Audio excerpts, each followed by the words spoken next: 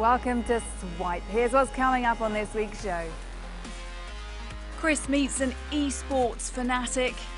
I sit down with the businesswoman behind quite possibly the most intimate of wearable tech for females. And Ellen brings us superheroes and supervillains in our games review. That's all to come in the next 10 minutes after a look at some of the tech stories that got us talking this week. Nissan is working on a fleet of self-driving taxis to be ready by 2020. The motor giant, which has already been trialling driverless vehicles in London, has teamed up with tech firm DNA for the new service. Trials in Japan are expected to begin next March. Facebook is trialling a new version of its Messenger app for children. Messenger Kids is controlled through a parent's Facebook account, so they have the power to approve contacts. Google says it'll have more than 10,000 staff monitoring content on platforms including YouTube next year. It follows criticism over adverts appearing next to inappropriate videos.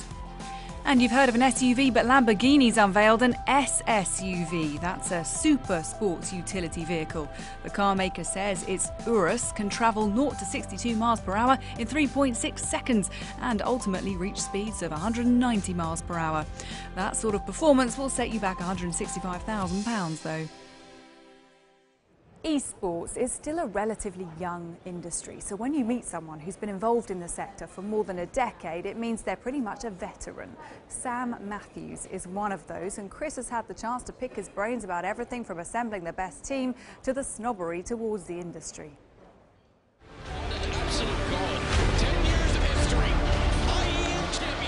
Fnatic are one of the most recognised esports teams in the world.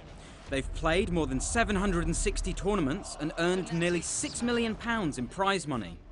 Fans fill out stadiums to watch them compete, with millions more tuning in online. Hey guys, and welcome to the new Fnatic Cribs video. They were formed in 2004 by British-Australian entrepreneur Sam Mathews. He saw the potential in esports early on. One of the biggest challenges running Fnatic for so many years was truly trying to get brands to understand how big this audience was, how valuable it is. It's global, so you have multiple games, you have League of Legends, which spans the world, it's very popular in different regions. Same goes for Counter-Strike, same goes for Dota.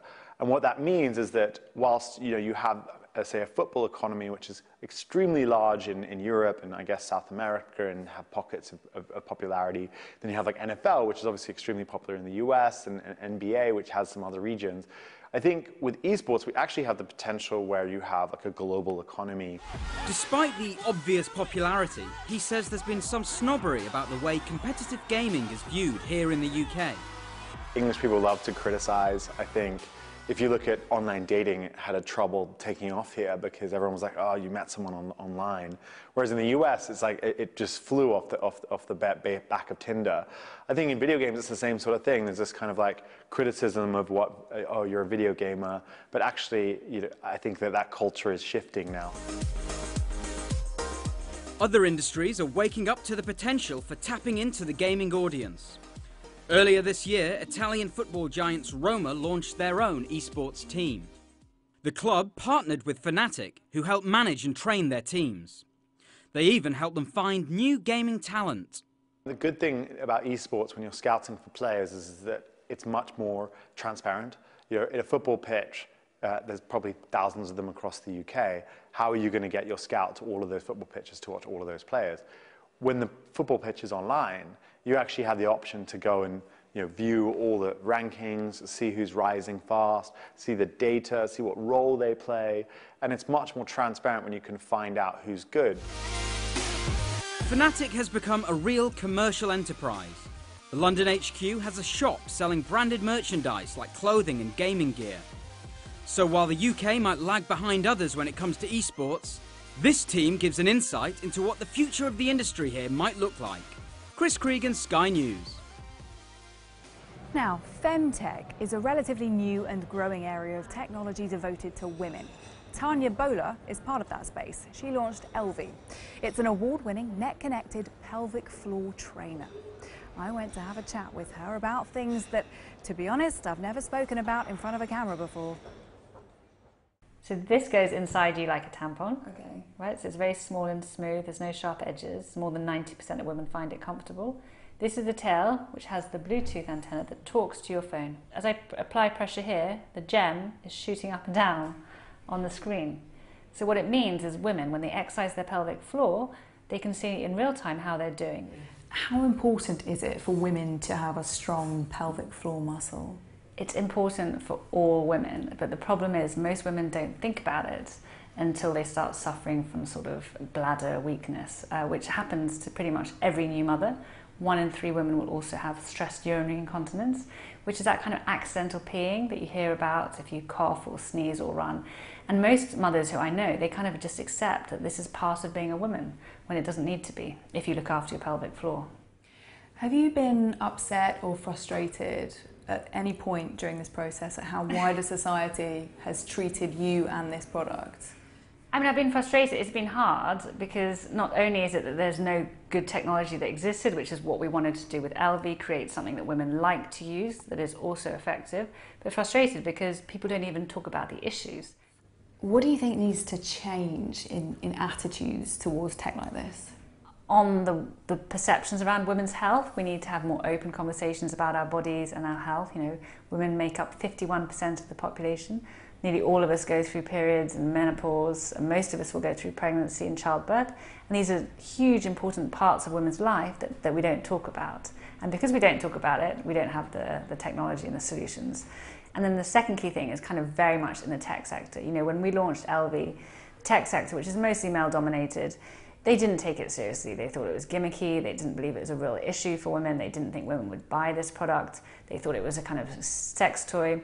But now it's like there's been a watershed moment. Now we've just won the hottest hardware startup, the Europa's Awards, one of the top 15 startups to watch on the Sunday Times.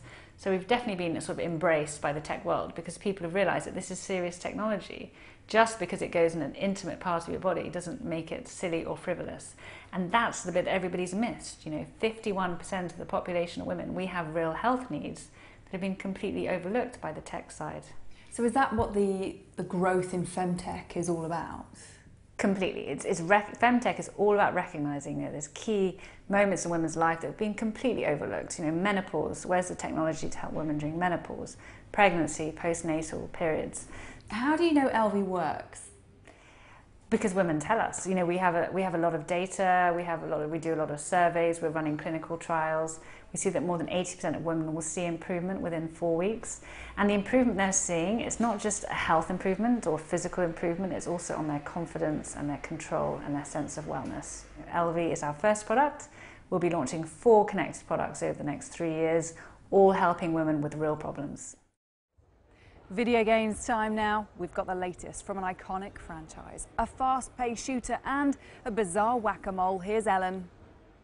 First up is an amazing release that I am really excited about because I really like Lego, and that is Lego Marvel Superheroes 2. And it sees the return of all your favourite Marvel characters that you can play as in their adorable minifig forms, but also sees the addition of the Guardians of the Galaxy alongside lots of other characters as they all come together in Chronopolis because they all have to fight Kang the Conqueror as he tries to basically, you know, do the bad guy thing and take over everything. And also the game features the usual fantastic drop-in, drop-out co-op gameplay. So this is especially fantastic for families, so you know, if your kid's struggling, you can jump in, help them out on a level and then jump straight back out and leave them to it. But it's a fantastic little game to play and I heavily recommend it as a bit of fun, family-friendly, cool superhero stuff. Hey Hawk, no one likes a sore loser. Next up is a mobile game, and I'll be honest, I don't really play a huge number of mobile games, but this one was weird enough that I just had to pick it up and have a look at it. Million Onion Hotel is possibly one of the weirdest named games and also one of the hardest to explain exactly what it is. The aim of the game is to tap the onions on the screen and get them in a line and get lots of points, but the ultimate goal is actually to get double lines, at which point the game goes a bit weird. There's lots of bananas and grapes and all sorts of things on the screen. When I've tried to explain this game to my friends, I've got some very strange looks from them. But honestly, it's a ridiculously fun game and a really lovely way to while away the time on a particularly long bus or train journey with a bit of fantastical, weird, onion-themed puzzle fun. It's so weird. It's brilliant. Now, my picks have been adorable and puzzly, but I thought I would go slightly old school Demon Slayer-y with Doom on the Nintendo Switch. Doom sees you playing Doom Guy as you fight demons on Mars, because video games are brilliant like that, and it has some of the most fluid combat ever.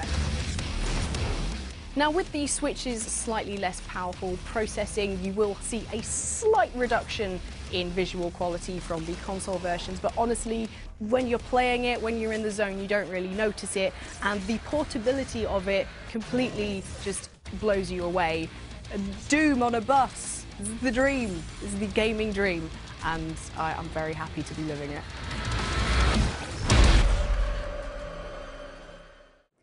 That's it for another episode of Swipe. Thank you for watching, and join us again next week for more Swipe. In the meantime, follow us on Twitter @Sky News Swipe. Bye-bye.